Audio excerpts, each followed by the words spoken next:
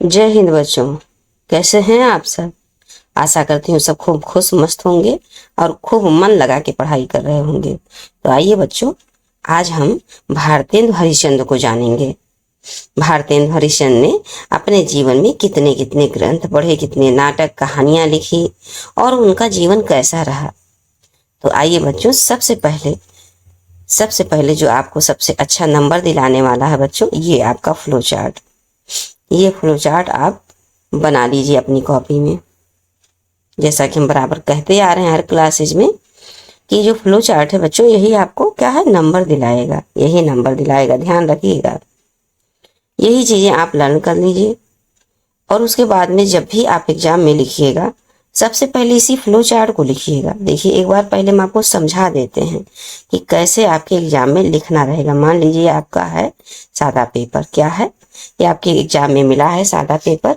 यहाँ पर आपको भारतेंदु हरिश्चंद्र जी का क्या लिखना है, जीवन परिचय लिखना है। चलिए बच्चों, हम प्रारंभ करते हैं। पहले लिख लेते हैं, यहाँ पर जीवन परिचय हो गया। फिर यहाँ जिसका जीवन परिचय है उनका जीवन नाम लिखना है। जैसे भी यहाँ पर भारतेंदु हरिश्चंद्र हैं तो आप पहले भारतेंदु लिख लीजिए, ऐसे सुंदर से छोटा छोटा लिखिए भारतेंदु।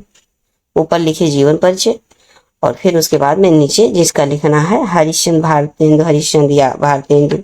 उसके बाद में बच्चों देखिए, आप ऐसे सुंदर सा फ्लो चार्ट बना लीजिए, बड़ा सा, जितने बड़े में आप लिख सकें।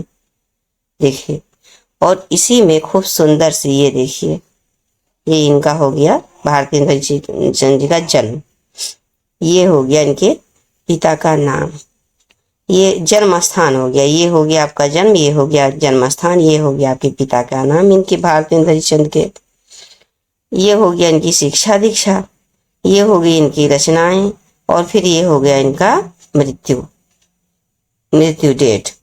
तो ये देखिए बच्चों, ऐसे यहाँ पर आप लिखेंगे। देखिए, आपने लिख दिया भारतेंदु हरिश्चंद्र जी का नाम, फिर यहाँ पर लिखेंगे, यहाँ पर हो गया जन्म डेट कोई भी, फिर यहाँ पर जन्म स्थान, कहाँ हुआ जन्म, फिर उनके पिता का नाम लिख दिया आपने, फिर उसके बाद में यहाँ पर उनकी रचनाएं लिख दी, भाषा शैली लिख दिया। इस तरह से बच्चों आप चीजें लिखते जाएंगे। ठीक, अभी हम आपको दिखा रहे हैं, नीचे एक बार दिखा ही दिया है, इसी प्रकार से लिखना है।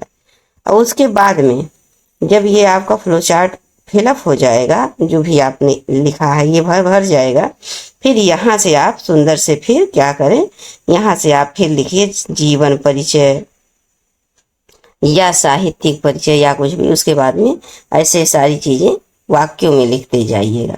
तो आइए बच्चों, अब हम समझते हैं। पहले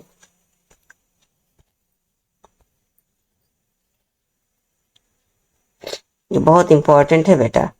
देखिए, फ्लो चार्ट बना नहीं है, जैसे हम बता रहे हैं आपको, देखिए वही चीज तो बना है। देखिए, ये फ्लो चार्ट बना हुआ है अच्छे से। ये डब्बा देखिए सुंदर से, और इस डब्बे के अंदर मेन इंपॉर्टेंट ये देखिए, जन्म स्थान, पिता का नाम, भाषा, भारतेंदु के ये प्रवर्तक हैं, इनकी विशेषता और इनकी मृत्यु, और फिर इनकी रचनाएं भी यहाँ पर लिखिए आप। ये देखिए, यहाँ पर रचनाएं नहीं ऐड है ना, यहाँ पर आपको रचनाएं भी लिख देनी है। 2-3-4 रचनाएं आप निरंतर पढ़ेंगे, 2 रचनाएं मात्र आपको लिखना है, उसमें से 2 अपने आप याद ही हो जाएगा। तो देखिए बच्चों, इनका जन्म कब हुआ है, 1850 में। कहाँ हुआ, वाराणसी के, उत्तर प्रदेश वाराणसी में हुआ। इनके पिता गोपाल चंद हैं। इनकी भाषा कैसी है, तो ब्रज भाषा और खड़ी बोली है बच्चों। और ये इनकी विशेषता क्या है कि हमने आपको पहले भी जिक्र किया है कि ये जो भारतेंदु हरिश्चंद्र है बच्चों, इनका जो जन्म है 1850, ये देखिए लिखा भी है, जन्म 1850 और मृत्यु 1885। कितने वर्ष ये जिए, तो बच्चों देखिए साफ साफ लिखा नहीं है, 35 वर्ष ही जी पाए थे। 35 वर्ष ही ये जी पाए थे। लेकिन बच्चों, इन्होंने इतना अच्छा कहानी, नाटक, समाज के प्रति, साहित्य के प्रति, पौराणिक और नारियों के प्रति, हर तरह से इतने प्रकार के इन्हें नाटक, उपन्यास, बहुत सारी चीजें लिखी, जिससे बच्चों उस समय को नव जागरण युग कह दिया गया रामचंद्र शुक्ल द्वारा। और ये भारतेंदु युग के नाम से, इन्हीं के नाम से एक युग बन गया, भारतेंदु युग। इन्होंने इतने गहन अध्ययन किया हर भाषा का, हर प्रकार के नाटक की शुरुआत यहीं से मानी जाती है बच्चों।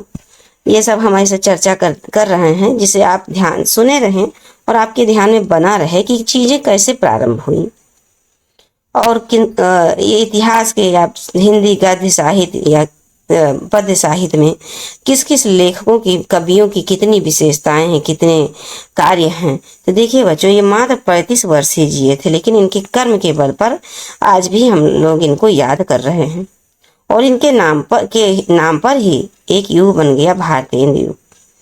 तो देखिए बच्चों, इसी तरह से हमको निरंतर कर्म करते रहना चाहिए, कठिन परिश्रम करना चाहिए अपने शिक्षा में। अब हम पढ़ रहे हैं तो हमारी ये पूरी ड्यूटी है कि हम अपने शिक्षा क्षेत्र में सबसे बेस्ट कर सकें, क्योंकि ये जो हमारा उम्र है बड़ा कोमल, बड़ा सुंदर है, बिना जिम्मेदारी का है। यहाँ पर माता पिता हमको फुल सपोर्ट कर रहे हैं, पूरा ध्यान दे रहे हैं, हर चीज व्यवस्था कर रहे हैं कि हम ध्यान से पढ़ सकें। और इस समय को हमने अन्यथा गंवा दिया बच्चों, तो फिर ये समय दोबारा नहीं आएगा। इस संसार में हर चीज आप पा सकते हैं, धन दौलत कुछ भी, पर ये जो समय है, ये जो समय चल रहा है, जिस क्लास में अभी आप हैं, क्या ये दोबारा फिर आएगा? नहीं।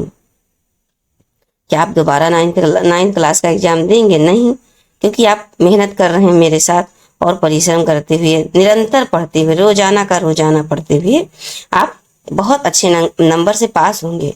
और पास तो होंगे ही बच्चों, पास होने की तो कोई बात नहीं, अच्छे नंबर से पास होंगे। और दूसरी बात, आपको नॉलेज गेन होगा, आपको जानकारी होगी जो आपको होनी चाहिए, क्योंकि जो चीज आपके सिलेबस में दिया हुआ है उसके बारे में आपको पूरी जानकारी होनी चाहिए। तो आइए बच्चों, अब हम इन बातों के साथ इनके बारे में हम थोड़ा विस्तार से जान लेते हैं, क्योंकि जब विस्तार से जाने रहेंगे, इनके बारे में सुने रहेंगे, तो इनको याद करने में चीजें हमें आसान लगेंगी। थोड़ा सा बड़ा करते हैं बेटा। चलिए आप लोग भी हमारे साथ अपने अपने पुस्तक खोल के बैठिए बच्चों, और कंसंट्रेशन, ध्यान से सुनिए, मात्र ध्यान से सुनने पे फोकस कीजिए। देखिए बच्चों, यहाँ पर जीवन परिचय लिखा हुआ है, हमने जैसा आपको बताया था कि आप अब जीवन परिचय लिख लीजिएगा। देखिए, युग परिवर्तक कवि भारतेंदु हरिश्चंद्र जी का जन्म काशी के संपन्न वैश्य परिवार में 1850 के सितंबर माह में हुआ था। इनके पिता गोपाल चंद्र जी गिरधर दास उपनाम इनका था। गिरधर दास से ये काव्य रचना करते थे। गिरधर दास से भारतेंदु हरिश्चंद्र ने 7 वर्षों की अवस्था में ही एक दोहे की रचना की, जिसको सुनकर पिता ने इनको महान कवि बनने का आशीर्वाद दे दिया। 5 वर्ष की अवस्था में माता पार्वती देवी और 10 वर्ष की अवस्था में पिता का देहांत हो गया। और इनकी जो प्रारंभिक शिक्षा घर ही पर हुई बच्चों। फिर जहाँ इन्होंने हिंदी, उर्दू, देखिए कितनी भाषाएं, बांग्ला, अंग्रेजी, देखिए कितनी सारी भाषाओं का इन्होंने घर पर ही अध्ययन करके सीख लिया। उसके और आज के समय में बच्चों तो और आसान हो गया, शिक्षा स्वयं से नहीं बल्कि आपका डिजिटल समय आ गया है। यूट्यूब एक अच्छा बेस्ट प्लेटफॉर्म है, एक से एक अच्छे अच्छे शिक्षक आपको पढ़ा रहे हैं। तो आप अब इस युग में अगर मेहनत से नहीं पढ़ पाएंगे तो फिर आगे ऐसा बहुत कठिन समय आ जाएगा आगे फिर, इसीलिए आप निरंतर पढ़ते रहिए। तो देखिए बच्चों, इसके पश्चात जब इन्होंने शिक्षा ग्रहण कर लिया तो ये क्वींस एक कॉलेज है जो कि वाराणसी में ही है। क्वींस कॉलेज कहाँ है बच्चों? तो वाराणसी में ही है। इनको पहले हम हटा दें। हाँ, ये देखिए क्वींस जो कॉलेज है ये वाराणसी में प्रवेश लिया, यहीं पर है ये कॉलेज। किंतु काव्य रचना में रुचि होने के कारण इनका मन जो है अध्ययन में नहीं लगा। इन्होंने शीघ्र ही कॉलेज छोड़ दिया और इनका विवाह 13 वर्ष की उम्र में मन्ना देवी, एक मिनट बच्चों, थोड़ा सा छिपा हुआ है, यहाँ पर पूरा दिखा देते हैं आपको। हाँ, ये देखिए, यहाँ पर थोड़ा छोटा करना पड़ेगा बच्चा। ये देखिए, ध्यान से आप लोग सुनने पर फोकस कीजिएगा, पूरे कंसंट्रेशन से बच्चों आप सुनिए। देखिए, आपको चीजें बहुत डेवलप करेंगी, आपका हिंदी बहुत पूरी तरह से स्ट्रोंग हो जाएगा, मजबूत हो जाएगा, चीजें सोचने समझने की समझ आप में विकसित हो जाएगी। तो देखिए बच्चों, इनका विवाह हमने बताया कि आपको 13 वर्ष की उम्र में लाला गुलाब राय की पुत्री मानू देवी अर्थात मन्ना देवी के साथ हो गया। काव्य रचना के अतिरिक्त इनकी जो रुचि थी यात्राओं में भी थी, मतलब ये कई जगह पर यात्रा भी किया करते थे। 15 वर्ष की अवस्था में ही इन्होंने जगन्नाथपुरी की यात्रा के पश्चात इनके मन में साहित्य सृजन की इच्छा अंकुरित हो गई। देखिए बच्चों, किस उम्र में? 15 वर्ष की उम्र में ही साहित्य सृजन की इच्छा अंकुरित होने लगी। फिर आगे देखिए बच्चों, भारतेंद्र जी बहुत उदार एवं दानी उदार के थे। इसके दानी उदार होने के कारण शीघ्र ही इनका जो आर्थिक दशा शोचनीय हो गई, अर्थात ये ऋणग्रस्त होने लगे। जिसको होता था कुछ ना कुछ उठा के देते रहते थे। इसलिए इनके पिता तो बहुत संपन्न थे, लेकिन ये थोड़ा गरीब हो गए। तो छोटे भाई ने इनकी दानशीलता के कारण संपत्ति का बंटवारा कर लिया। ऋणग्रस्तता के समय ही ये क्षय रोग के शिकार भी हो गए। गरीबी में ही इनको क्षय रोग भी हो गया। इन्होंने रोग से मुक्त होने का हर संभव प्रयत्न किया, किंतु मुक्त नहीं हो सके। सन 1885 में इसी रोग के कारण मात्र 35 वर्ष की अल्प आयु में ही भारतेंद्र हरिश्चंद्र का स्वर्गवास हो जाता है बच्चों। अब आइए बच्चों, देखिए इनका साहित्य में क्या योगदान रहा, साहित्य में के क्षेत्र में इन्होंने क्या क्या किया। ये देखिए, भारतेंद्र हरिश्चंद्र एक प्रतिभा संपन्न युग परिवर्तक साहित्यकार थे। वे पुनर्जागरण की चेतना के अप्रतिम नायक थे। बंगाल के विख्यात मनीषी और पुनर्जागरण के विशिष्ट नायक ईश्वर चंद्र विद्यासागर से इनकी घनिष्ठ संबंध थे। किसके? भारतेंद्र हरिश्चंद्र के। बंधन से मुक्त की चेतना और आधुनिकता, बंधन से मुक्त की चेतना और आधुनिकता की रोशनी से हिंदी क्षेत्र को आलोकित करने के लिए इनका मन हमेशा से व्याकुल रहता था बच्चों। उन्होंने तदीय समाज की स्थापना किया। ये इंपॉर्टेंट है, आपके एग्जाम में पूछ सकता है कि तदीय समाज की स्थापना किसने की। तब आप क्या बताएंगे? भारतेंद्र हरिश्चंद्र ने की। अपनी विलक्षण प्रतिभा का परिचय देते हुए इन्होंने हिंदी साहित्य के विकास में अमूल्य योगदान दिया। इन्होंने हरिश्चंद्र चंद्रिका, पूर्व नाम हरिश्चंद्र मैगजीन, पहले इसका नाम क्या था? हरिश्चंद्र मैगजीन, और अब इसका क्या नाम है? हरिश्चंद्र चंद्रिका। कवि वचन सुधा, बाला बोधनी, ये देखिए, ये बाला बोधनी बच्चों स्त्री शिक्षा के लिए, ये क्या थी? ये सब पत्रिकाएं थी। पत्रिकाओं का संपादन किया और ये अनेक भारतीय भाषाओं में कविता करते थे, किंतु ब्रज भाषा का इनका विशेष अधिकार अर्थात बहुत अच्छी जानकारी थी ब्रज भाषा में। भारतेंदु ने कविता ब्रज भाषा में लिखी, गद्य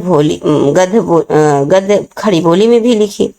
उन्होंने रसा उपनाम से उर्दू में भी कविताएं लिखना प्रारंभ किया। कौन बच्चों? भारतेंदु हरिश्चंद्र ने। किस नाम से? रसा उपनाम से उर्दू में भी कविताएं लिखी। इनकी काव्य भाषा मुहावरों और लोकोक्तियों की छटा, ये देखिए, लोकोक्तियों की छटा विशेष रूप से दर्शनीय रहा बच्चों। और ब्रज भाषा माधुर्य और प्रवाह पूर्ण रहा, उनके काव्य में सर्वत्र रहता रहा। और उसके बाद में बच्चों तद्भव और देशज शब्दों के प्रयोग से इनकी जो काव्य भाषा और भी व्यंजक, मतलब और भी अच्छी लगने लगी। और हिंदी साहित्य को समृद्ध बनाने के लिए इन्होंने न केवल स्वयं साहित्य का सृजन ही किया, अपितु अनेक लेखकों को भी इस दिशा में प्रेरित कर दिया। मतलब बहुत सारे और लेखकों को अपने साथ ले लिए। इसमें सामाजिक, राजनीतिक, राष्ट्रीयता की भावना पर आधारित अपनी रचनाओं के माध्यम से भारतेंदु जी ने नवीन चेतना उत्पन्न किया समाज में। इनकी जो प्रतिभा से प्रभावित होकर तत्कालीन पत्रकारों ने 1880 में इन्हें भारतेंदु की उपाधि से सम्मानित किया। तो आइए बच्चों, थोड़ा सा ये देखिए ऊपर इनकी रचनाएं। अभी इस रचनाएं से ही आप याद कर लीजिएगा और आपके अच्छे नंबर बन जाएंगे। देखिएगा, तो 4-6 ऐसे लिख लीजिएगा और उसके बाद उसी को ऐसे पन्ना पलटते रहिएगा। हमने आपको पिछली क्लास में भी चर्चा किया है कि जो हमने ऊपर अभी फ्लो चार्ट बताया कि ऐसे वर्ग में बना लीजिए। और जन्म, मृत्यु, पिता माता का नाम, ये शिक्षा, भाषा, ये सब ऐसे लिख लीजिए पहले। तो उसी में आप इस रचनाओं को भी लिख देंगे और एग्जामिनर देख के प्रसन्न होंगे और उन्हें पता चल जाएगा कि बच्चा है ये बराबर पढ़ने लिखने वाला है और बड़े ही अच्छे नंबर से आप तुम्हें पास करेंगे। जितना भी नंबर उसमें दिया रहेगा आपको पूरा नंबर मिलेगा। और वो याद कैसे होगा, क्योंकि बच्चों इफेक्टेज है, इसीलिए हमने कहा कि इसको कॉपी पे आप उतारिए और ऐसे रोजाना पन्ना पलटते रहिए, रोजाना पन्ना पलटते रहिए, हर सुबह शाम उसको देखते रहा कीजिए। जितना भी कॉपी एक अलग बना लीजिए, हम जो आपको पढ़ा रहे हैं उसका एक अलग कॉपी बना लीजिए। जो जो चीजें हम उतारने के लिए बोले आप उतारते जाइए, और नहीं तो बाकी चीजें आप क्लासेस से देखते जाइए। और एग्जाम टाइम में आपको जो फाइनल एग्जाम होगा, जो भी होगा फरवरी मार्च में, या मार्च के बाद हो, बोर्ड एग्जाम के बाद आपका एग्जाम हो या बोर्ड एग्जाम से पहले हो, उससे पहले हम सारे सिलेबस, अभी हम ये देखिए गद्य और पद्य कविता आपका पढ़ा रहे हैं, ये समाप्त होते ही बच्चों हम आपको व्याकरण से संबंधित चीजें सब पढ़ाएंगे जो आपके सिलेबस में है। उसके बाद में फिर जो संस्कृत आपके सिलेबस में उसको पढ़ाएंगे, और बहुत सारी चीजें हैं, शब्द विलोम पर्यायवाची, जो जो भी आपके सिलेबस में समाविष्ट है बच्चों, A to Z हम आपको एग्जाम से पहले पढ़ाएंगे, और आप सब उसको याद भी करेंगे, इंपॉर्टेंट चीजें कॉपी में उतार के रिवीजन करेंगे, और अच्छे अंकों से एग्जाम को बहुत अच्छे अंकों से आप सफल होंगे एग्जाम में। प्लस आपको जानकारी होगी अगले एग्जाम की तैयारी, 9th 10th क्लास के लिए आप पूरी तरह अभी से ही तैयार हो जाएंगे। तो आइए बच्चों, इनकी रचनाएं जो हैं, अल्प आयु में ही भारतेंद्र जी ने हिंदी को अपनी रचनाओं का अप्रतिम कोश बना लिया, और हिंदी में नाटक निबंध परंपरा का आरंभ भारतेंद्र से ही माना जाता है। बच्चों हमने पिछले अभी चर्चा किया है कि जो नाटक की शुरुआत है ये भारतेंद्र से ही माना जाता है, और भारतेंद्र युग की भी शुरुआत मतलब इन्हीं के नाम पर भारतेंद्र युग का भी नाम रख दिया गया। तो देखिए बच्चों इन्होंने लिखा क्या है, इन्होंने देखिए भक्ति सर्वस्व प्रेम मालिका प्रेम माधुरी और नए जमाने की मुकरी सुमनांजलि प्रेम तरंग उत्तरार्ध भक्तमाल प्रेम प्रलाप गीत गोविंदानंद होली, और उसके बाद में मध मुकुल राग संग्रह विनोद संग्रह विनय प्रेम पचासा फूलों का गुच्छा प्रेम फुलवारी कृष्ण और कृष्ण चरित्र प्रेमाश्रु वर्णन वर्षण, और देखिए दान लीला प्रेम सरोवर वीरत्व वीर विजय बल्लरी विजयनी विजय पताका बंदर सभा बकरी विलाप और तन्मय लीला। तो बच्चों आप तो ये देख रहे हैं बहुत ज्यादा है, आप सोच रहे हो कैसे याद करेंगे इतना सही सारा। तो आइए बच्चों, आपको तो मात्र 2 ही लिखना है, लेकिन हम कुछ थोड़ा सा आपको क्या ट्रिक से बता देते हैं। देखिए ये जब आप लिखिएगा, ये आप रचना जब लिखिएगा अपनी कॉपी में, तो बच्चों ये आपको आगे हर एग्जाम में काम आने वाला है। इस कॉपी को आप गायब मत कीजिएगा, ऐसे रखे रहिएगा, बीच बीच में क्लास 10th में भी रिवीजन कीजिएगा, और नेक्स्ट ईयर तो हम और अच्छे से आपको, और पहले से क्योंकि अभी बहुत मतलब काफ़ी समय बीत जाने के बाद हमने शुरुआत किया है। अब नेक्स्ट ईयर जब न्यू बैच शुरू करेंगे, तो जैसे ही आपका बैच शुरू होगा, स्कूल फिर से स्टार्ट होगा, हम तुरंत पढ़ाना प्रारंभ कर देंगे और निरंतर पढ़ाएंगे।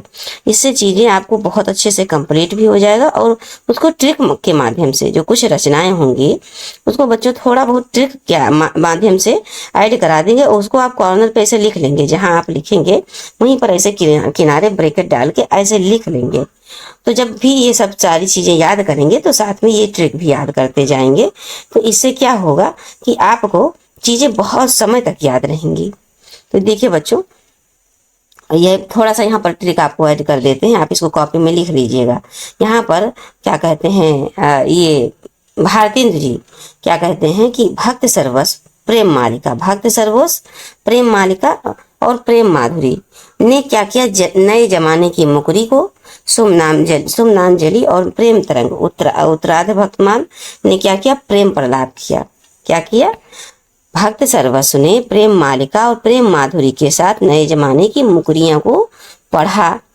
पहले ध्यान से सुनिए बच्चों, भक्त सर्वस्व प्रेम मालिका और प्रेम माधुरी ने नए जमाने की मुकरी को सुना, और फिर सुमनांजलि और प्रेम तरंग, सुमनांजलि और प्रेम तरंग उत्तरार्ध भक्तमाल गाया, फिर प्रेम प्रलाप किया, गीत गोविंदानंद ने फिर क्या किया, होली खेली, और मधु मुकुल राग संग्रह वर्षा विनोद करके विनय प्रेम 50 को गाया, विनय प्रेम 50 को गाया।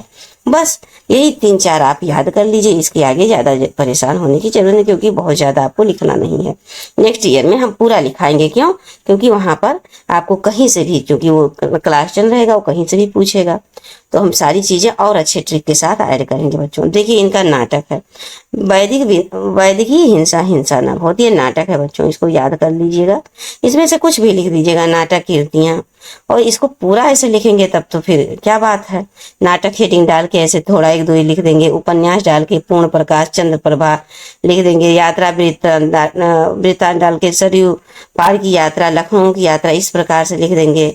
अनुदित रचनाएं बच्चों, जैसे अनुदित मतलब समझ रहे हो बच्चों, अनुदित मतलब ये होता है कि जैसे किसी और के द्वारा लिखा हुआ कोई ग्रंथ हो, कोई रचना हो, और वो कोई अन्य व्यक्ति अपनी अलग भाषा में अनुवाद करे, अपनी भाषा में, जैसे बांग्ला भाषा में लिखा है तो उसको संस्कृत भाषा में, हिंदी भाषा में, या किसी अन्य भाषा में, मान लीजिए फारसी भाषा में लिखा, उसको हिंदी भाषा में अनुवाद कर देना, ट्रांसलेट कर देना, उसी को क्या कहते हैं बच्चों? अनुदित। तो इसी तरह से ये देखिए, ऐसे इस तरह से आपको लिखना रहेगा। ये श्री चंद्रावली, भारत दुर्दशा, नील देवी, अंधेर नगरी, विशेष विषमौसत, प्रेम जोगनी, सती प्रताप, ये देखिए ये सब आप ऐसे पढ़ लीजिएगा, ये इनके नाटक हैं। तो अब देखिए बच्चों, निबंध संग्रह पे भी थोड़ा सा फोकस कर लेते हैं। इनके निबंध में इन्होंने क्या लिखा? भारतेंदु, ग्रंथावली, नाटक, काल चक्र, लेवी, प्राणलेवी और भारत वर्षोन्नति कैसे हो सकती है, ये सब क्या निबंध संग्रह इन्होंने लिखा बच्चों। कश्मीर कुसुम, जातीय संगीत, संगीत सार, हिंदी भाषा, और क्या कहते हैं ये स्वर्ग में विचार सभा, ये सब बच्चों, ये सब इनके क्या है? निबंध हैं। ऐसे आप मात्र बस सुनने पर फोकस कीजिए, सुन लीजिए 1 से 2 बार, और 2-4 रचनाएं इनके लिख, जैसे आप ये निबंध आप 2 लिख लीजिए। क्या? भारतेंदु ग्रंथावली, कालचक्र, बस हो गया। या नाटक लिख लीजिए, या भारत वर्षोन्नति कैसे हो सकती है, आपके सिलेबस में दिया हो सकता है, तो आप इसको ऐसे भी याद कर सकते हैं कि यह निबंध संग्रह है। और बच्चों देखिए, आत्मकथा भी इन्होंने, आप बीती, आत्मकथा अर्थात बच्चों आप बीती, और वो भी अपने मन से लिखा गया हो, और उन्होंने इसी शब्दों में लिखा भी है। देखिए, कुछ आप बीती और कुछ जग बीती, इन्होंने आत्मकथा लिखा। फिर आगे बच्चों, भाषा शैली, भारतेंद्र जी का खड़ी बोली एवं ब्रज भाषा दोनों पर ही समान अधिकार रहा। इन्होंने अपने काव्य के सृजन हेतु ब्रज भाषा को ही अपनाया, साथ ही प्रचलित शब्दों, मुहावरों, कहावतों का यथास्थान प्रयोग किया। इन्होंने मुख्य रूप से मुक्तक शैली का प्रयोग किया बच्चों। मुख्य रूप से किस शैली का? मुक्तक शैली का प्रयोग किया। इनके द्वारा जो प्रयुक्त जो शैली रही वो प्रभावपूर्ण रही बच्चों, प्रवाहपूर्ण रही, सरस रही, प्रभावपूर्ण रही, अर्थात बहुत सरल भाषा में इन्होंने लिखा, जिससे लोग प्रभावित हुए, प्रसन्न, मतलब पढ़ने में उनको समझ में आ रहा था। लोक भाषा में इन्होंने लिखा। प्रेम माधुरी, देखिए बच्चों, प्रेम माधुरी में कुछ 7 छंद संकलित हैं।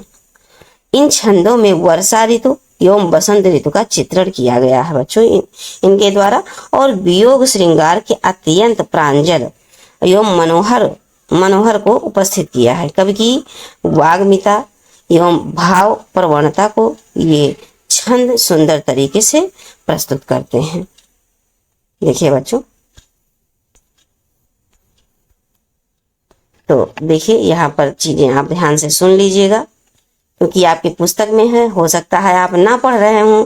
हमको पता है बच्चे पढ़ने में थोड़े कच्चे होते हैं, पढ़ना किसी को अच्छा नहीं लगता बच्चों, इसीलिए हमने पढ़ाई को आसान बनाने के लिए ये चैनल की शुरुआत की। यहाँ इसके माध्यम से हम आपको अपनी भाषा में, सरल भाषा में चीज़ों को पढ़ के सुनाएंगे, इम्पोर्टेंट चीज़ें बताएंगे, उसमें चीज़ें जो होगा विस्तार से समझाते हुए, पढ़ाते हुए चलेंगे।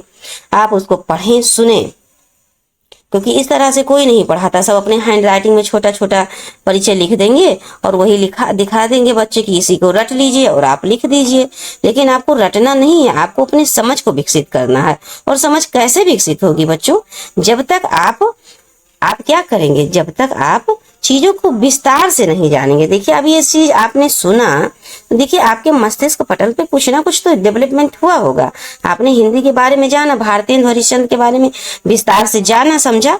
आपको रटना नहीं है, रटना तो आपको ये चीज है, ये देखिए ये जो है ना, ये आपको रटना है, ये रटना ही है, क्योंकि ये जब तक रटेंगे नहीं, रटना मतलब बार बार रिवीजन करना बच्चों।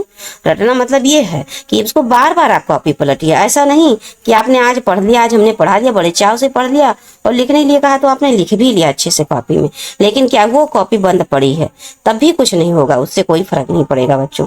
जब तक आप बीच बीच में, शुरुआत में तो आप लगातार 1 हफ्ते लगातार पढ़ना पलटिए हर सुबह शाम, लेकिन जब 1 हफ्ते बाद आपको कंठस्थ हो जाएगा ये बच्चों, एकदम आपको याद हो जाएगा ये, तो उसके बाद आप क्या करेंगे, हर 1 हफ्ते में, हर दूसरे हफ्ते में ऐसे रिवीजन करते जाइए, रिवीजन करते जाइए बस। फिर जैसे अब नेक्स्ट एग्जाम आने वाला है तो ये सिलेबस में नहीं, इसके आगे का है, तो उसको रिवीजन करते जाइए बार बार, ताकि वो एग्जाम में आपको लिखना रहे। अब हम इस क्या कहते हैं, इस वाक्यों से बच्चों, इन वाक्यों से हम इस वीडियो को समाप्त करते हैं। और अगर ये आपको समझ में आ रहा हो, मेरी बातें, मेरा प्रयास आपको अच्छा लग रहा हो बच्चों, तो अपने मित्रों में अवश्य शेयर करें इसे, और अपनी बातें कमेंट के माध्यम से हमें पहुंचाएं, क्योंकि आप में क्या मतलब, आपको क्या चीज नहीं समझ में आ रहा है इसको आप बताएं। जब आप हमको बताएंगे तो चीजें हमको और क्लियर होंगी कि हाँ ये चीज, अब जो चीज आपको नहीं, ये आपके जो क्वेश्चन होंगे ये हम इसको डायरी में लिखेंगे, या क्या चीज आप नहीं समझ पाए इसको भी हम लिखेंगे, और इसको देखते हुए हम और बेहतर ढंग से पढ़ाने का प्रयास करेंगे, जिससे आपको समझ में आए बच्चों, क्योंकि हम आप ही को तो पढ़ा रहे हैं, और आपको जब समझ में आ जाएगा तो हमें कितनी खुशी होगी। आप अच्छे से अच्छा नंबर पास होंगे और उसके बाद कमेंट करेंगे नेक्स्ट क्लास में, मैम हमने इस क्लास में इतना अच्छा नंबर लाया है, इस विषय में हिंदी हमारा मजबूत हो गया है। तो हमें बताइए कितना सुकून, कितनी खुशी महसूस होगी कि जो हम मेहनत प्रयास कर रहे हैं ये हमारा सफल हो रहा है। क्योंकि बच्चों, किसी भी गुरु के लिए, किसी भी टीचर के लिए उनके जो बच्चे होते हैं, उनके जो छात्र होते हैं, वो ही सबसे बड़ा धन होते हैं। तो इसको कमेंट में अपनी बात कहें बच्चों, और ये बच्चों में, अपने मित्रों में शेयर भी करें, प्लस बच्चों लाइक भी करें इस हमारे चैनल को। जो हमारा चैनल है लक्ष्य हिंदी क्लासेस, इसको बच्चों क्या कहते हैं, सब्सक्राइब कर लीजिए। सब्सक्राइब आप जानते हैं ना, आप नीचे यहाँ पर कॉर्नर पर ऐसे जो ये वीडियो, ये क्या कहते हैं, ये देखिए आपका जैसा मोबाइल हो गया, कुछ बच्चे नहीं जानते होंगे, ये आपका मोबाइल हो गया, यहीं पर बेल आइकॉन दबा होता है, सब्सक्राइब बटन होता है, वहां पर जब आप क्लिक करेंगे बच्चों तो चीजें आ जाएंगी, तो उसमें ऑल लिखा रहेगा, आप वहां ऑल पर क्लिक करेंगे तब वो हमेशा हर वीडियो आप तक पहुंचाएगा, और रोजाना का रोजाना जितना हम पढ़ाते हैं सारा वीडियो निरंतर आपको पहुंचाएगा। सब्सक्राइब इसीलिए कहते हैं बच्चों कि आप सब्सक्राइब अवश्य करें। तो आइए बच्चों, इन वाक्यों के साथ अब हम वीडियो को समाप्त करते हैं और आपसे मिलते हैं नेक्स्ट क्लास में। इनकी जो कविता है बच्चों, इनका जो नाटक है, पद है, उसको अब हम उसके साथ आपसे मिलते हैं। तो जय हिंद बच्चों।